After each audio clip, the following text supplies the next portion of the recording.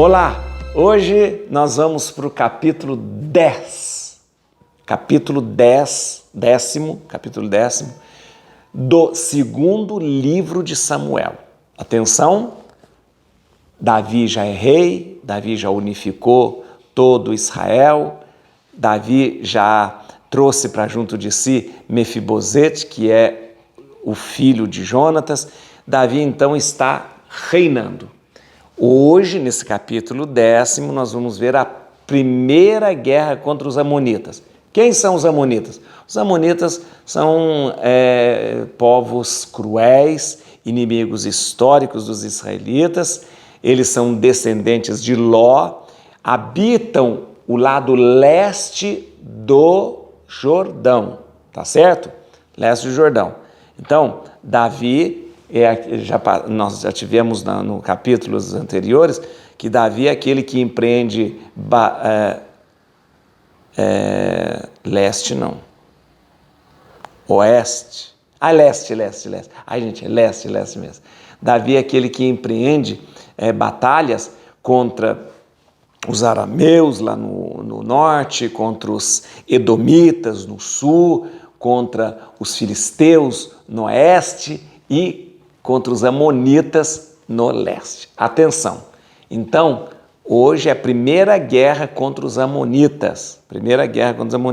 Lembrando que os amonitas são povos cruéis sim, tá certo? Vamos lá, gente? Obrigado a você pela sua presença comigo. Vamos passar a Bíblia toda, vamos ler a Bíblia toda. É uma empreitada, uma aventura, corajosa da gente ler a Bíblia toda. Mas como eu sempre digo a você, não é só uma leitura, é uma leitura, um aprofundamento, um estudo da palavra de Deus, onde a gente vai compreendendo e entendendo, para que tudo isso Deus toque o nosso coração, tá certo? Espírito Santo nos ilumine, a Bíblia na mão, vamos ler o capítulo 10. Vamos lá. Aconteceu que, morrendo o rei dos amonitas, seu filho Anom sucedeu-lhe no trono.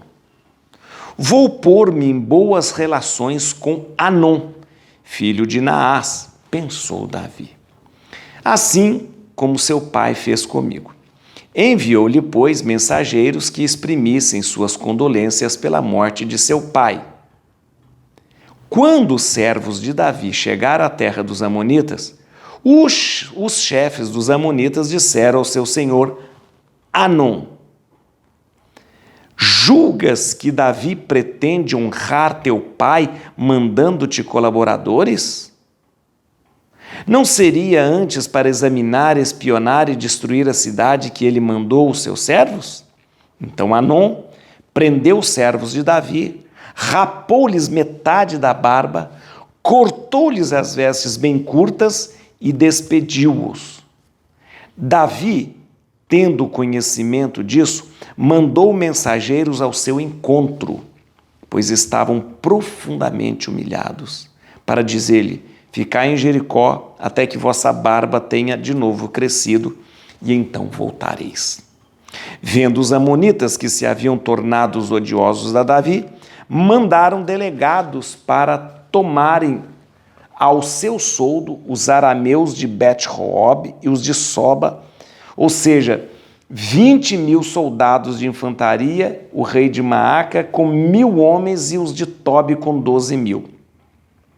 A essa notícia, Davi levantou todo o exército com Joabe e os mais valentes.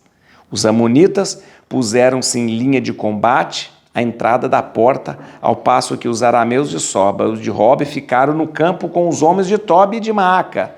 Joabe, vendo que estava preparada a batalha contra ele, tanto pela frente como por detrás, escolheu os melhores de Israel e formou-os em linha de batalha contra os arameus. Confiou o resto do exército a seu irmão Abijessé, que os pôs em linha de combate contra os amonitas. Disse-lhes: se os arameus prevalecerem contra mim, tu virás em meu socorro. Se os amonitas prevalecerem contra ti, eu irei em teu auxílio. coragem, lutemos com valor por nosso povo e pelas cidades de nosso Deus. O Senhor faça o que lhe parecer melhor. Joabe avançou com sua tropa contra os arameus, que fugiram diante deles. Vendo os arameus em fuga, recuaram também os amonitas diante de Abjessé e voltaram para a cidade. Joabe deixou os amonitas e foi para Jerusalém. Os arameus, vendo-se batidos pelos israelitas, reuniram-se em massa. Hadadezer enviou então um delegado para mobilizar os arameus de além do rio, e esses vieram para Elã, tendo à sua frente Sobaque, o general de Hadadezer. Davi, informado disso, reuniu todo Israel, passou o Jordão e foi contra o Elã. Houve uma dura batalha entre os arameus e Davi, mas os arameus fugiram diante de Israel. Davi matou-lhe 700 cavalos de carro e 40.000 homens. Feriu o seu general Sobaque, que morreu naquele mesmo lugar. Todos os reis que eram vassalos de Hadadezer, vendo-os vencidos pelos israelitas, fizeram paz com eles e tornaram-se seus tributários. Daí por diante, os arameus não ousaram mais dar socorro aos amonitas. Muito bem, o que aconteceu? Davi já é o grande rei que tem todo o povo unificado, mas vamos entender uma coisa, do lado de Davi, aliás, do lado de Israel, do reino de Israel, você só tem gente inimiga dele, filisteu de um lado, amonita do outro, edomita no fundo, lá embaixo, e arameu em cima. E o reino de Israel ali, no meio. Ou seja, Davi tem que ser muito bom para manter a paz toda em Israel. O que aconteceu? Um bom governante, para não fazer guerra, sempre mantém alianças. Naás era o rei dos amonitas. E Naás era o rei dos amonitas, estavam eles em paz. Acontece que Naás morre e o seu filho Anom, é que sucede. Então, diplomaticamente, o que o Davi faz? O Davi manda uma embaixada junto aos amonitas, junto ao rei Anom, para dizer o seguinte: viemos trazer as nossas condolências pela morte de seu pai. Por quê? Diplomaticamente é uma maneira de dizer: estamos em paz, estamos bem, cada um no seu lugar, estamos vivendo bem, temos negócio, então vamos ficar em paz? Vamos ficar em paz, porque guerra dá muito gasto, guerra dá muito trabalho, guerra traz muita dívida. Então vamos ficar em paz? Só que os conselheiros do Anom falaram: você tá acreditando que o Davi mandou esse pessoal aí só para dar as condolências para você? Mandou, foram espiões. Na verdade, gente, é bom de se saber que era muito comum naquela época, que espiões fossem, aos outros países para dar uma olhada se ele tinha ambiente para uma conquista. Não era o caso de Davi. Davi queria paz, Davi já tinha o seu reino consolidado. E aí o que eles fizeram? Os conselheiros do Anom falaram, eles vieram só para espionar aqui. O Anom falou: ah, é? E humilharam, gente, da forma mais terrível os israelitas. Fizeram duas coisas que é um sinal de humilhação muito grande. A barba, um israelita nunca corta a barba, porque a barba é um sinal, justamente, que não poderia ser tocado, a barba não poderia ser tocada, como uma parte do cabelo não poderia ser tocado. O que eles fazem? Corta a metade da barba, para dizer, tiramos a metade da barba. E outra coisa, pegaram as vestes e cortaram na altura das nádegas. Então você imagina isso? Ou seja, existia tanto rigor em relação à veste que a pessoa não podia nem deixar com que a sua nudez aparecesse quando ela subisse uma escada, né? E eles o que fazem? Pega a túnica e corta na altura das nádegas e devolvem esses mensageiros de Davi com a barba raspada pela metade e a roupa na altura das nádegas. A humilhação foi tão grande, porque na verdade eles não humilharam somente aqueles homens, eles humilharam o reino de Israel. Quando eles voltam, Davi diz, para que vocês não sejam mais humilhados, fique em Jericó. Lá fique quietinho, até a barba crescer. Aí depois vocês voltam. E Davi, então, empreende uma batalha contra os amonitas. Os amonitas vão pedir ajuda a quem? Aos arameus, que está no norte. E vão pedir os arameus, que também brigavam com os israelitas, se colocam de forma aliada com os amonitas para combater Israel. Só que Davi, junto com o seu chefe de exército, Joabe, né, e Abijessé, pega só a elite do exército, os valentes, né? Só a elite do exército e vai. E faz uma estratégia de guerra muito interessante que você percebeu. Nós temos os amonitas e temos os arameus. Abijessé ficou com os arameus, Joabe com os amonitas. E falou o seguinte: se os amonitas vierem, você me ajuda. Se os arameus vierem, eu te ajudo. Só sei que eles acabam com o exército arameu. Acabam com o exército arameu. O exército arameu bate em retirada e por isso eles vencem os amonitas. E atenção, termina aqui dizendo, depois os arameus não voltaram a dar apoio aos amonitas. Claro, meu filho, você vai mexer com o rei Davi? O que é isso? Você vai mexer com um exército poderoso como esse? É claro que não. Então, nesse momento, olha que interessante, Davi mostra força para os arameus, dizendo, vocês fiquem quietinhos no seu canto e não se meta a querer ajudar os outros aqui não. E mostra força a quem?